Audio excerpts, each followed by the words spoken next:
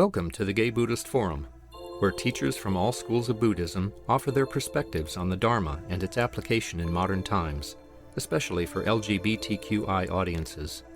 These talks are offered freely to the world and made possible by appreciative listeners. If you would like to support our efforts to share the Dharma with underserved audiences, please visit gaybuddhist.org. There you can donate, find a list of upcoming speakers, or enjoy many hundreds of these recorded talks dating back to 1996.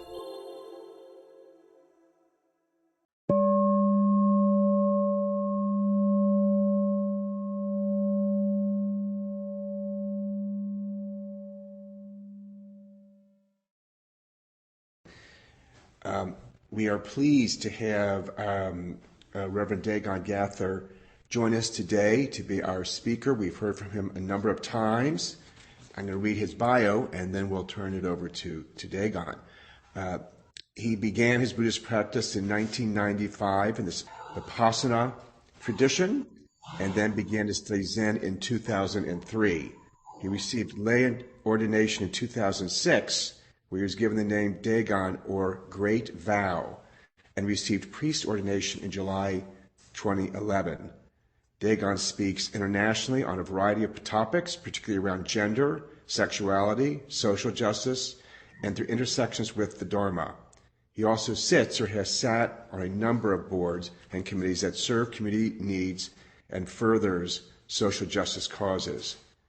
Daigan has a BA in Philosophy and Religion from San Francisco State University and an MA in Buddhist Studies, with a chaplaincy certificate, a certificate in Soto Zen Buddhism from the Graduate Theological Union and the Institute of Buddhist Studies. You can find out more on his website. He lives in San Francisco and identifies as a disabled, queer, white, cis male. Welcome, Daigan. Thank you all very much. And I just want to really thank all of the people who put in so much time and effort to make sure that GBF continues to function in the ways that it does and has for a number of years. And I am really grateful to everyone, the board, and all of the volunteers. So thank you very much. And it's always a joy to be here.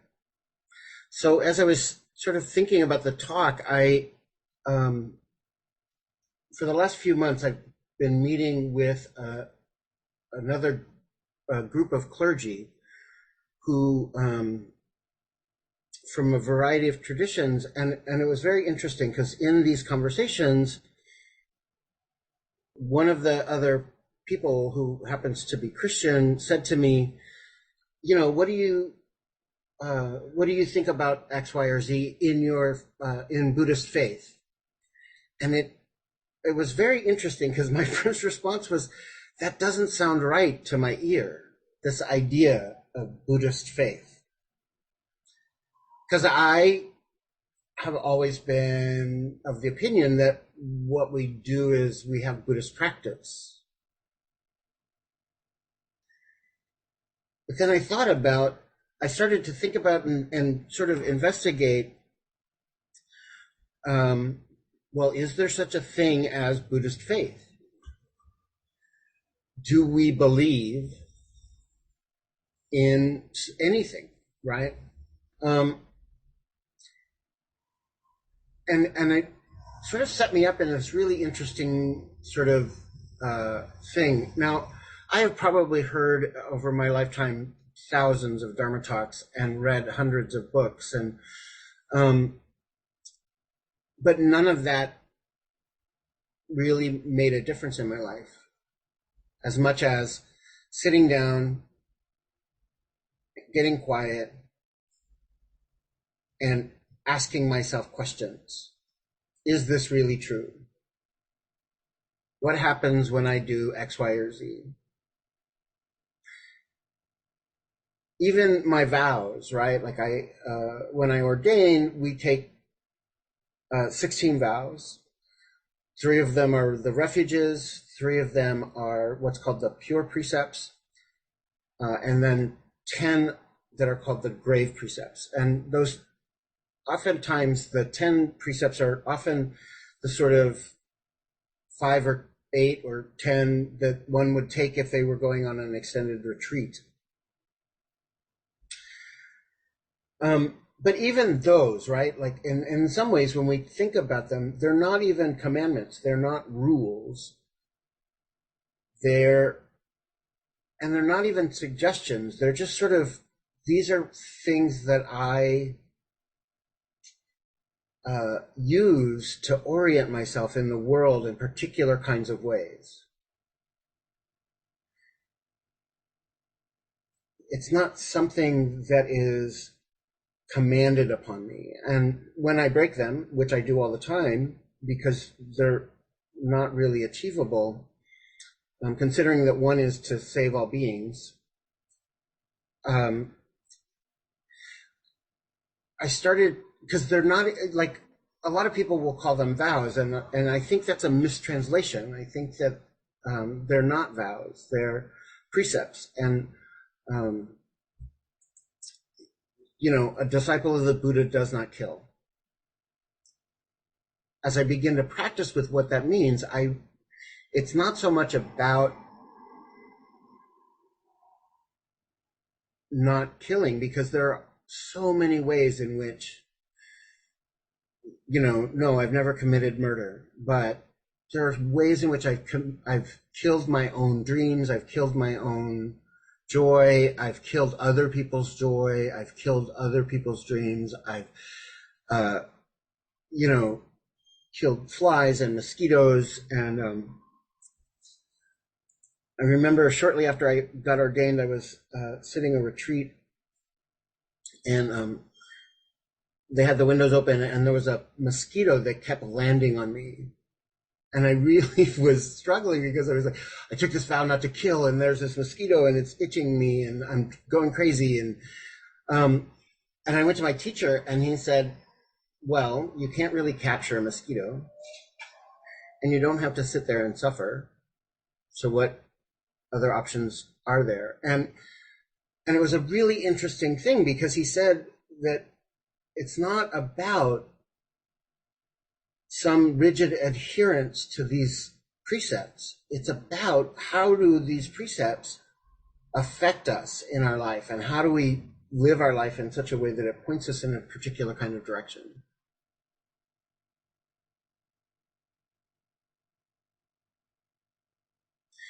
So, and then I thought about all of the different schools of Buddhism and the ways in which different schools of Buddhism might look at faith or look at the ideas of faith. And in a lot of the Pure Land schools, because they believe in so-called other power, although I don't necessarily think it's that rigid, something like Jodo Shinshu, they have an idea called Shinjin, which often gets translated into English as faith. But it's interesting to me, because it's not faith that just sort of arrives. It's faith because of the practices that you do, and because of the ways in which you look at your life. Shinjin gets cultivated. It's not, and it's a result of chanting and being compassionate in the world, which then led me to think about what are the things in Zen that we have faith in, right? And anybody who's heard me speak will often hear me say that one of the sort of foundations of Zen is that we are already enlightened, that we already are Buddha. But is that a faith?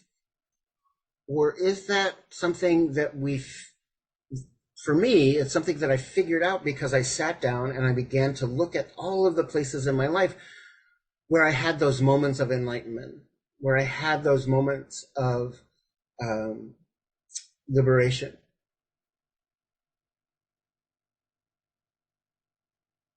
So it's not faith that was given to me, or even faith that I decided to have. It's faith that was cultivated.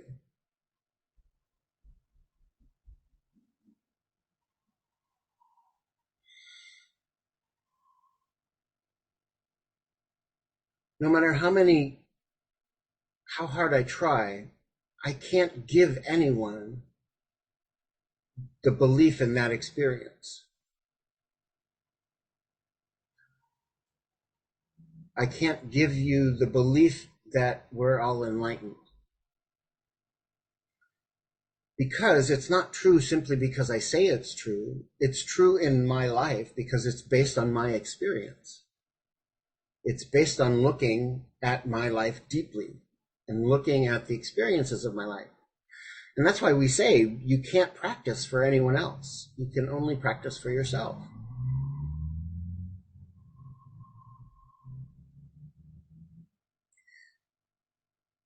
If we look at Theravadan Buddhism, from which the school of insight meditation grows, there's a practice of making offerings to the monks, and that the belief that generates merit for us. And a lot of people think that belief in the generation of merit is something that just is given to us, and that's why we make offerings to the monks. But when you actually sit down and you talk to people who practice in that way, what you find out is that they make offerings to monks because they see the effects of that merit in their life as it is while they're doing it. They feel better. They feel more compassionate. They feel more at ease. They begin to let go of their own attachments to X, Y, or Z. And so it's a belief that was cultivated based on their experience of doing this activity.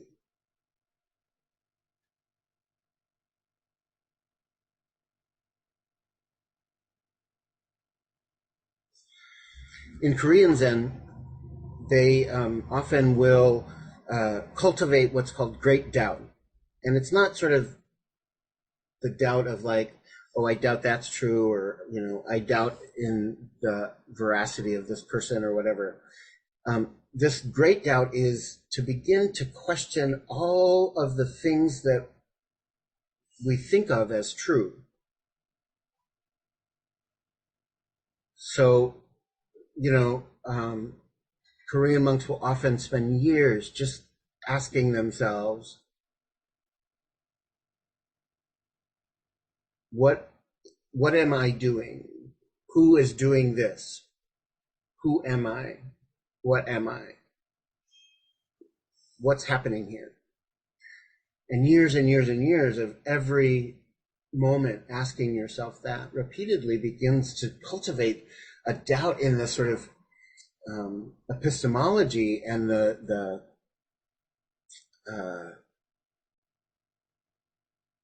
solidity of this idea of that we hold about ourselves or anything else. So that then when we push through that, we begin to settle into some relationship to the flexibility of our life, the flexibility of our own mind, the flexibility of our own experience of the world.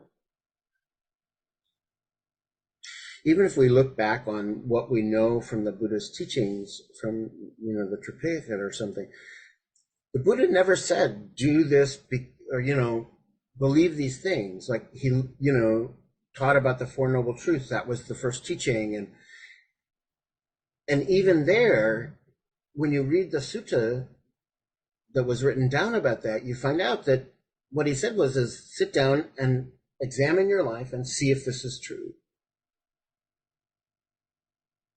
Look at the moments that you suffer and see if you can see why it is that you're suffering. See if it's true that you're suffering ultimately because of your attachments or your aversion.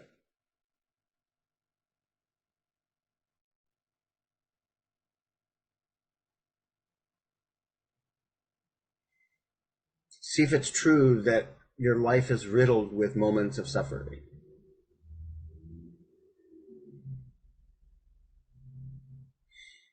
See if it's true that if you practice the Eightfold Path, that you begin to have less suffering.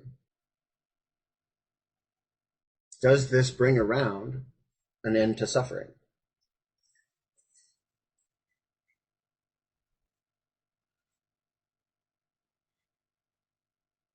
And throughout the stories we hear about his teachings over the years that he taught, we see over and over again that his instructions are to do something different. It's not to believe something.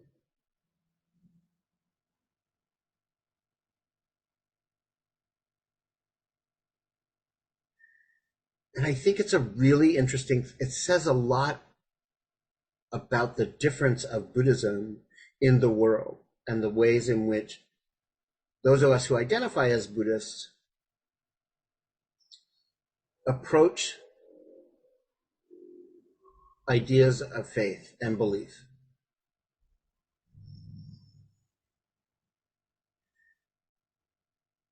I don't necessarily think it's important for anyone to believe anything in Buddhism.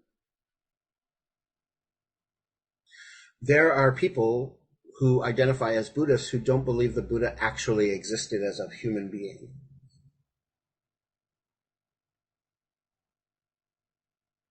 Does not believing that change fundamentally how it is that we practice?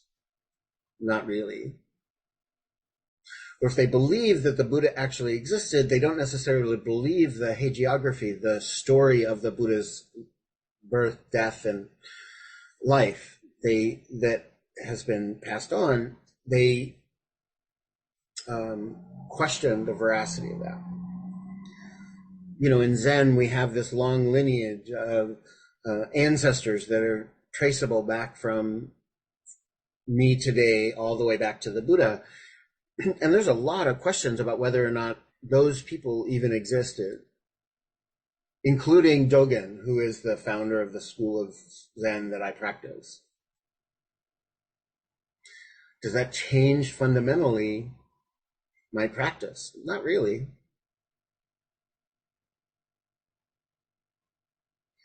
And the reason it doesn't is because my practice is based on my practice. It's based on what it is that I find out when I do the things that I do.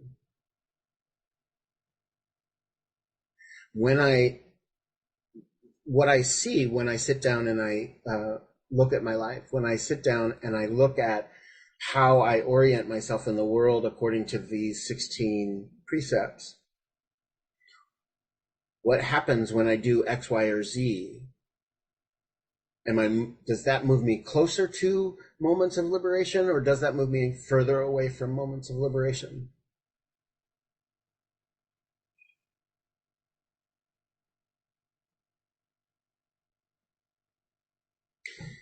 You know, even ideas I think about myself.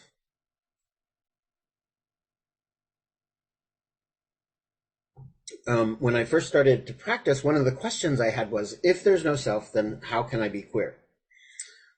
And I've gone round and round with numerous teachers, and part of what has changed for me isn't that I identify as any less queer, but my relationship to my identity as a queer person has changed. What it means for me to be queer in the world today is different than it was when I was 20.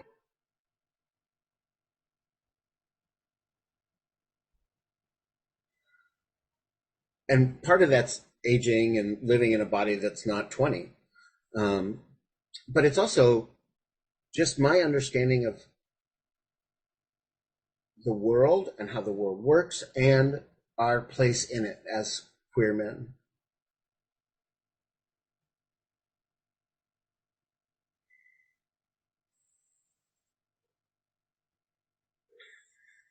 And I think that's what happens when we begin to allow ourselves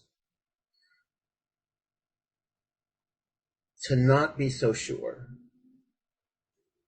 One of my favorite, and one of the reasons I actually started practicing Zen and really got curious about it was because I had started working with Zen Hospice Project, and on the wall was this quote that's attributed to Suzuki Roshi that says, the secret to Zen is 2 words, not always so.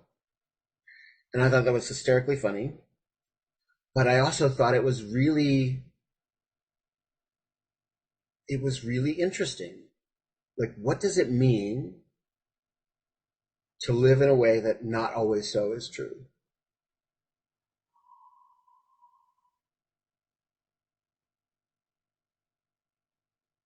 The idea of questioning everything that I'm doing and asking, is this true? Is this real? Is this me? Is this taking me closer to enlightenment or taking me away from enlightenment? Whether it's chopping carrots or cleaning the toilet or taking a walk, is this real? To sit down on a cushion and allow myself to stop fighting myself.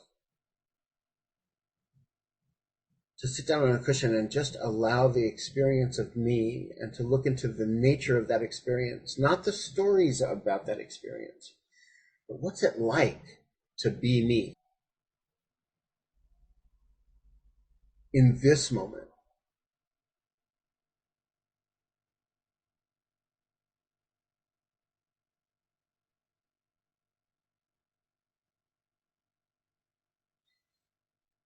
And I think that what that's allowed me to do is to really start to see the moments of enlightenment that exist in the world.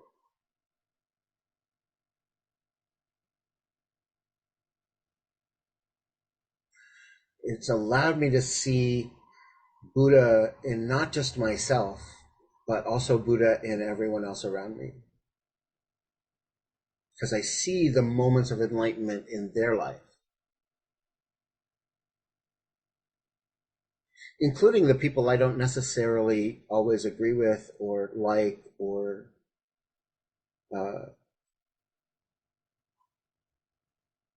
the people that I love from 300 feet away.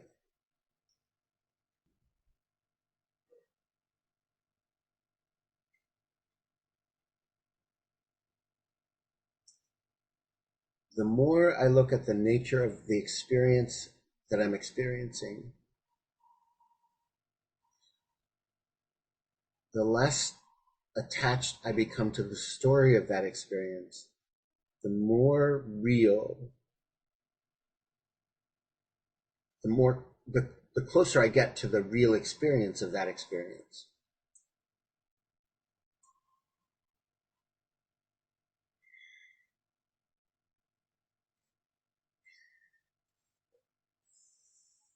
And I practice that when I sit on the cushion, but then I also practice it when I'm at the bedside with somebody who's dying, or I practice it when I'm meeting with my friends.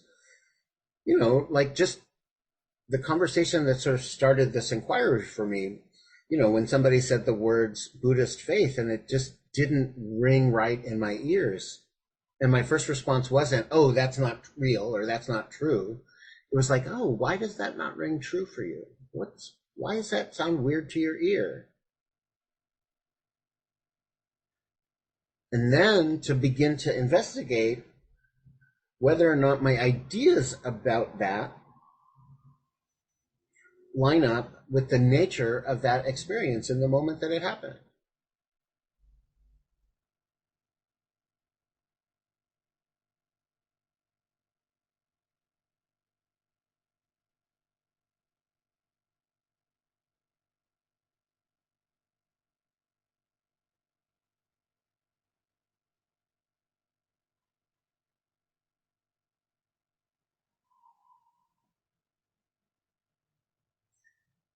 So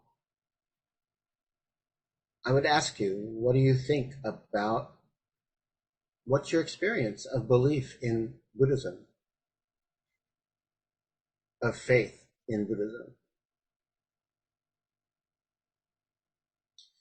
I firmly believe that Buddhism is a religion and not just a philosophy. But I also believe that it's not a religion based on faith. It's based on experience. It's based on what we do. It's based on practice. Thank you for your attention. I thank you for your practice. I thank you for existing. And now I want to invite the shared wisdom of the room, because that's the other thing. Like, I'm not even the smartest guy in this amalgamation of humans gathered together. So I'd like to hear your wisdom. And I don't know how the hybrid model works. I can see the small group of people that are there, and I'm really glad that you're there. Well, we'll ask those who are in the Zoom world to unmute and ask a question if they care to do so, or if anyone in this room, please just raise your hand. I'll also say it's the hardest thing in the world to be the first one.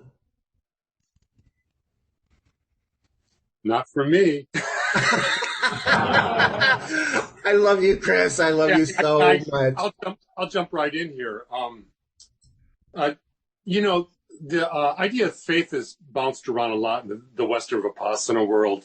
Sharon Salzberg wrote a book on faith about a decade ago. And so, there was a lot of confusion with hope. And and it's part of a group of practices called the Indriyas. They're the 5 spiritual strengths or powers. It's faith, energy, mindfulness, concentration, and wisdom. They're kind of like basic things we operate in. And I've always taken faith to be trust and practice, just what you're saying. It's like the more I do it, it confirms it works. And the way it works is my suffering has decreased. And I am assuming the suffering I've caused others has decreased. True. And, when I look back at started practice, I started in the early 90s with mindfulness-based meditation. In fact, I started coming to the Buddhist center there and taking classes there, and then realizing GBF was there, and then started going Sundays. So it kind of goes back to that time. And boy, was I suffering, as we all were. Our friends were dying. The relationships we were trying to develop would fall apart. We had no models. We were creating models in relationships, not only with coupling, but also in groups too, and losing those groups. And so the suffering that was and I was working in a trauma ICU as a nurse, and that was death and dying and all that kind of stuff, damage. So what I'm saying is I really, really, really was suffering. And the practice allowed me to give me space to learn to sit with that.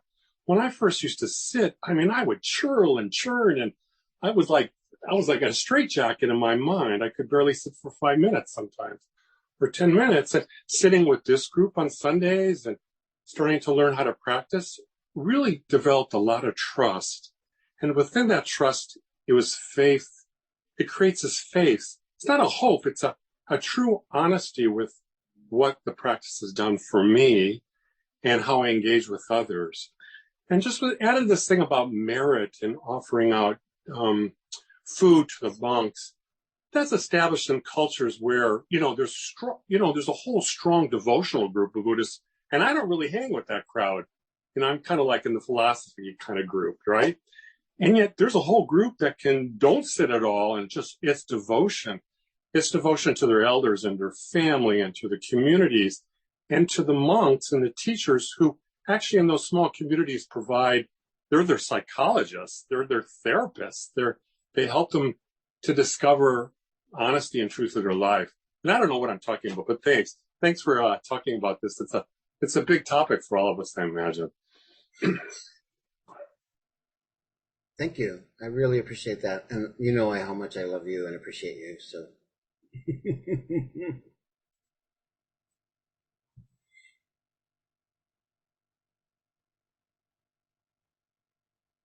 So I can speak a little bit more about the devotional practices and those people who practice that.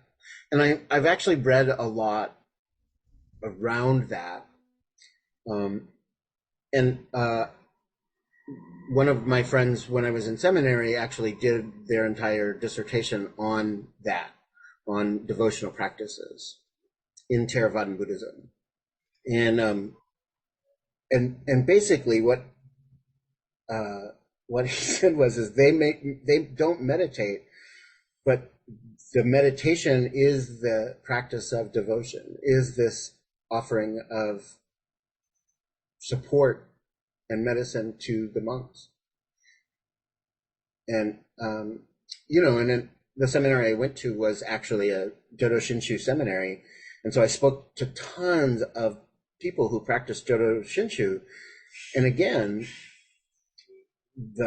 they were still practicing. Like, there is even though the devotion is a very big part of it, the devotion comes from a practice of sorts, right? Like, they're chanting, or they're making offerings, or they're doing puja. They're cultivating in their own lives things like compassion and love and caring and generosity. And then I think about, there are people who do nothing but practice writing sutras or copying sutras. They just trace them. Again, I think that that they begin to see the fruits of that, so they keep doing it. And so it's not even sort of blind faith of like, oh, if I go here on Sunday, I'll feel good. It's more like, oh, if I notice when I do these things, my life gets easier.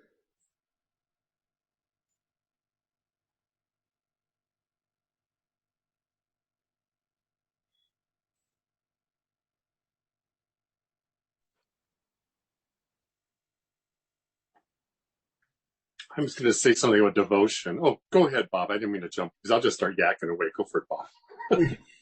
Well, I'm hoping I can say what I have on my mind. I want to thank you for just bringing forth in me thoughts. The word faith always implies religion, and I don't particularly see Buddhism as a religion. There's a joke about, I forget who said it, tell people there's an invisible man in the sky who created everything, and most people will believe it. Tell people the paint is wet, and they'll have to touch it.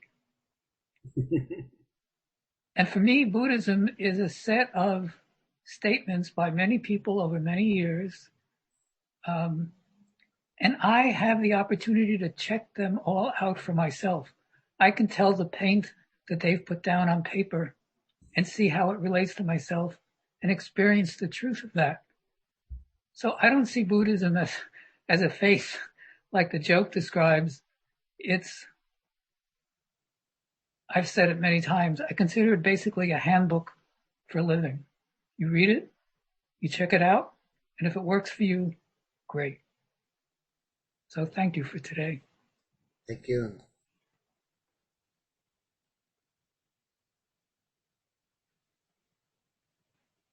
I was just going to say something to devotion. I come from a really devotional group of my mom and all her sisters and that. So they had like little altars in their kitchens with the little light and the Virgin Mary or something there.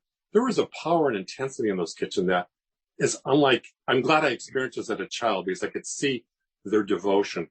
Whether they could discuss philosophies of religion or whatever, they were very devoted to their faith. I could see them. I watched my mother do a rosary, or see that front row in the pews and people flipping their rosaries. There was an intensity that I can capture, and I think we all do, that sort of warmth we feel or intensity we can feel on just a love for other people, or, being with a baby. There's an devotional quality that's separate. It's a humanistic thing. You see apes doing it when they hug. I don't know what I'm talking about. Thanks for listening. Lee, would you like to speak? Sure, thank you. So for me, first of all, Buddhism is distinctly not a religion. It's non-theistic, and at least in its overall structure, it's not hierarchical. And of course, Buddhism has many ideological branches, and some of them differ from that. But for me, Buddhism is, and actually I've thought about this a little bit, it's the science of its time. So back in the time of Buddha, we didn't have microscopes, we couldn't take things apart, we didn't have telescopes and all that sort of thing. So how did you find out about the nature of existence? And of course, as humans, the most important question for us was, for me, for what feels like me. And so rather than looking externally, it came through introspection, looking inside, what's going on inside this me-ness, inside what we would now call commonly the mind. And so that's how I think it came, first of all. And I'm not aware of what we have of our sayings of the Buddha, though of course there's a lot of uncertainty about that, of Buddha ever saying you should have faith. Believe in me, just take what I say and follow it. And the Dalai Lama once, when asked what if science disagrees, has findings that contradict those of Buddhism, he then said Buddhism has to change. And so those are the perspectives that I have of it. And it's not a faith, and the purpose of Buddhism, as I understand it from Buddha and most of the branches, was ending or at least decreasing suffering. And that was the way of finding it. And the Dalai Lama, whom I take as one great teacher, also said at some point, what is your religion? And the Dalai Lama, as I understand it, replied, my only religion is kindness. And so those are my perspectives on it. And it doesn't agree with all of the various ideologies of Buddhism. So, and I guess that's really all. Thank you very much. I appreciate all of that. Samuel. Hi, it's Samuel actually, but Oh, okay. I'm very sorry, Samuel. who would know? Well, I just want to. I appreciate your focus on the practice, because that is my experience as well. That it's fun that the practice is fundamental to get beyond the thinking mind, which is really that of the personality that keeps us small and in our story. And my own personal experience, I grew up in a very Catholic family, but one of the things that was quite profound for me as a kid was there was a particular ritual called benediction, in which there would be singing and incense, and it was very much the movement into, it was a ritual space into this transcendent experience of that was, of another realm that for me is the realm of spirit, or of this mystery of life that infuses us all. And as a kid, I was raised on a farm, and I kind of, I recall, I didn't understand it at that time in this way, but I'd be out in the pasture, bringing back the cows. We had a few cows to milk, and I would just be, there would be the clouds and the crickets and the grasshoppers and the breeze, and it was just like, and I would be singing, and I just felt like that moved me into this non-dual reality. But also in my current practice, I'm more of my major practice is the diamond approach, which is a little different than Buddhism, but there's lots of parallels. But it's actually the felt experience of presence, that there is this support of reality that's here, that's beyond the personality, that moves me into another space, and that is such a key part. And I'm not that familiar. Like Tara Brach talks a lot about presence in the way that seems similar to as I know it in the diamond approach. But it's all about the practice, because you can read about it, but it's the felt experience that takes us into, beyond our smallness, that I think is fundamental. Thank you very much. Richard. Thank you for your talk, and thank you, Samuel, for bringing up the felt experience of the spirit. I think that that's a very important part for me. My teacher has always taught me that when I am struggling and having trouble with issues in my life, to turn to the practice, to turn to the tools that I have and the practices that I have to connect, to reconnect, to ground, to reconnect to the spirit within. And it strikes me, I grew up Roman Catholic, but I had problems with the dogma of the church, but I did very much feel that I wanted to follow the teachings of Jesus. So still consider myself Christian in that sense. Buddhism for me has been a series of practices rather than a religion. But faith in the practice is something my teacher, current teacher, has certainly taught me many times. It struck me that I remember a passage that reportedly Jesus said, "Not all those who call me Lord, Lord will enter the kingdom of heaven, but those who do the things I do, practice what I teach." So thank you again for your talk. Thank you, Richard. I appreciate that. It's hard for me to see the in-person crew. I see that, Lee. I just want to make sure that I'm not missing anybody Absolutely. in the room that's actually present. No one here, so we're good. So Okay. Go ahead, Lee. Okay, well, so I just wanted to add something fairly briefly to what I said before, another piece of it, and that doesn't seem to be discussed much in the Buddhist groups and teachers that I've heard, though it is sometimes. And that's the concept, but it's important because I think because it relates to science again, and that's the difference between relative and ultimate reality. And so as I understand it, relative reality is, it's me, it's the picture behind me, it's the group there, and it is pain and suffering. And ultimate reality is the oneness of all and the non-existence of a separate self. So if it isn't there, in ultimate terms, there's nothing really suffering.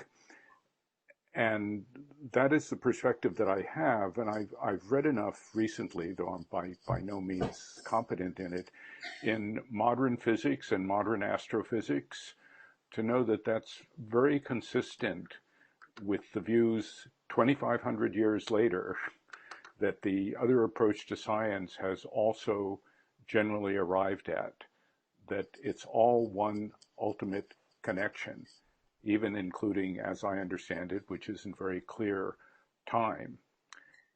And for anyone who wants to think more about it, though not particularly around those issues, I recommend Philip Moffitt, who's one of the principal teachers and on the governing council of Spirit Rock, initial and I still think fundamental book called Dancing with Life, Buddhist Insights for Finding Meaning and Joy in the Face of Suffering. And and I admit, I'm an academic. It is, in a sense, an academic book. It takes one through the Noble Truths one by one, the insights that you get through them, and putting them together about how to leave one's life. And it is focused on decreasing suffering. So that was what I wanted to add. Yeah, and I'll respond a little bit. The important piece about the two truths, which is a very important teaching, and I wrote my thesis on it and spent a lot of time reading about it.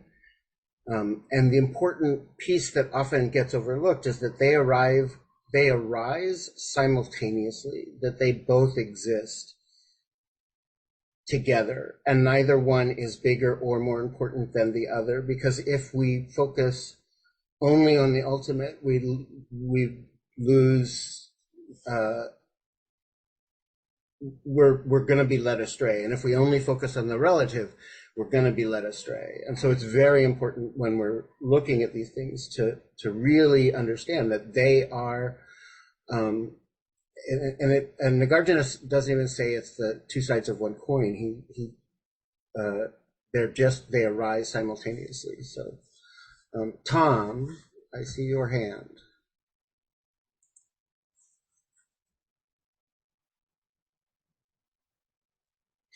Sorry. Okay.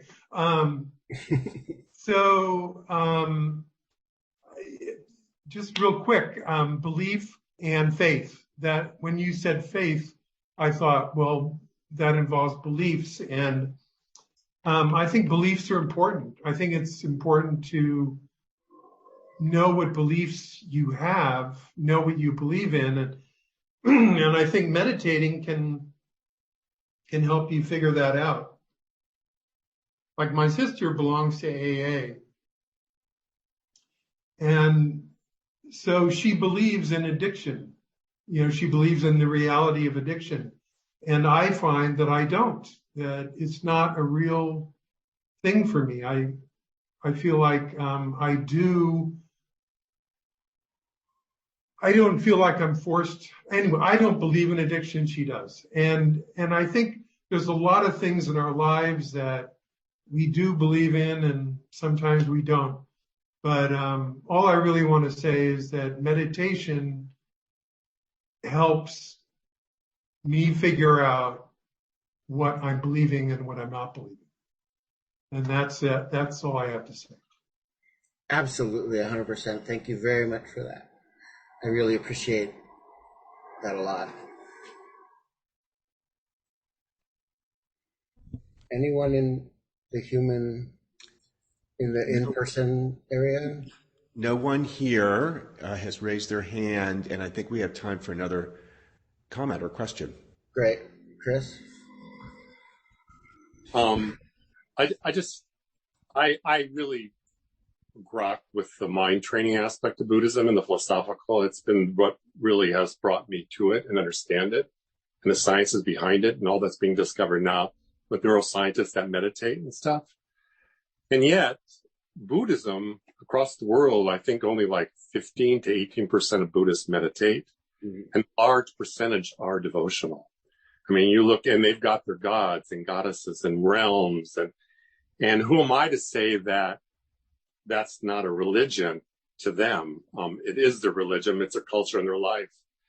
And one thing that's criticized a lot about modern Western Buddhists is that we just cherry pick the philosophical aspects of the practice, and we sort of identify as Buddhists. I'm not even sure if I'm a Buddhist. Identifies as for Buddhists, and yet it's become rather insulting to the traditional crowds that have been Buddhists for centuries. I just want to offer that out. Also, Philip actually identifies as also a shaman. Lee brought up Philip, and so Philip, yeah, that's you brought up. But he actually identifies himself also as a shaman. So go figure that one out. I don't know where that comes from, but anyway, thank you. Thanks, Scott. Thanks for bringing a real juicy topic up. Thanks so much, Daigan. Thank you. Thank you all very much for your kind attention and for your practice and for your wisdom. And I appreciate all of it, and really grateful whenever I get to sit down in the company of other queer people, so who are practicing and trying to do their best.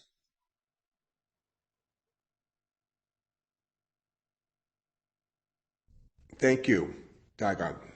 Appreciate that. Appreciate your talk. Are there any announcements? Anyone in the room? Yes, please. Hi, I'm your host today.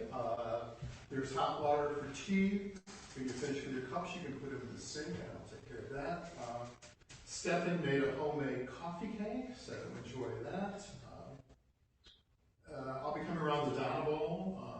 Suggested donation is $10 to $20, and if you're on Zoom today, you can go to the GBF website on the homepage, and there's a donate button. You can go there and give a few different ways if you like. And at 12:30, some of us go to lunch, either the back door or front door. Thank you. Is there anyone else in the virtual world that would like to make an announcement? You can just unmute. All righty. I would just like to announce, though most people probably know about it, that there is also at this point a Wednesday night group. And so if you go to the GBF online, you'll find that you can click, and it's purely a Zoom group. You can go to that also. It's a smaller group. We do half an hour of meditation and half an hour or an hour actually, of small group discussion. Thank you, Lee. Anyone else? All righty. We will be hearing from someone next week, and I'll read off the bio, and I may screw up some of these words, so please bear with me. His name is Joe Kai. He relocated to California from the UK in 2000 to study with Tenshin Fletcher Roshi at Yokoji Zen Mountain Center. After completing formal study, encompassing over a decade of residential training and service, he received Dharma transmission, the full authorization to teach, in the White Plume lineage of Zen Buddhism in 2014, and Linka, final seat of approval, in 2022. Jokai Roshi emphasizes direct experience of awakening using contemporary language and time-honored methods. So we'll move to our dedication of merit. And Daigan, would you like to do that, or would you like us to do our traditional one? And those in the room can rise. I always love the traditional one, so please do that. All righty. So.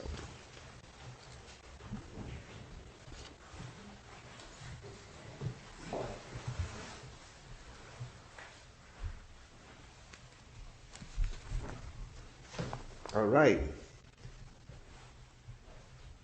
By the power and truth of this practice, may all beings have happiness and the causes of happiness. May all be free from sorrow and the causes of sorrow. May all never be separated from the sacred happiness which is without sorrow. And may all live in equanimity, without too much attachment or too much aversion, believing in the quality of all that lives. Thank you all very much. Thank you so much. Appreciate it. Thank you for listening to the Gay Buddhist Forum. If you would like to hear several new talks per month and be notified of upcoming speakers so you can participate live, please subscribe to this podcast, like us on Facebook, and join our mailing list by visiting gaybuddhist.org.